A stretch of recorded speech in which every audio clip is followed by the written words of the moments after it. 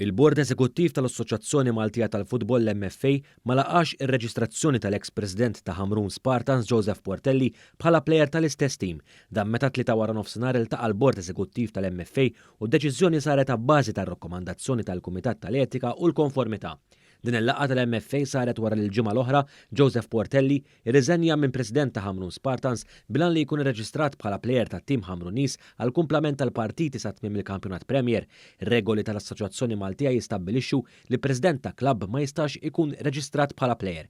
Fi stqarrija l-MFA qalet li d-deċiżjoni tagħha hija soġġetta għall-appell.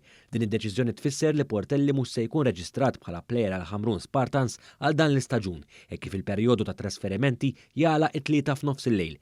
Portelli kien diġà prova jkun plejer ta' Hamrun fil-kampjonat ta' sentejn ilu iżda l-pandemija waqfet dan milli jsir. Is-sena li għaddiet Joseph Portelli kien lab mat-tim ta' Nadur Youngsters u skorja penalty li bih it-tim ta' Nadur kiseb id-draw fl-aħħar logħba tal-istaġun. L-istess Nadur kienu rebħu il-kampjonat. Bħala President tal-Hamrun Spartans, Joseph Portelli rebaħ il-kampjonat Malti fl-ewwel staġun tiegħu u f'dan l-istaġun it-tim Hamrunis kien pass il-bogħod milli jidħol fil-fażi tal-gruppi tal-Europa Conference League.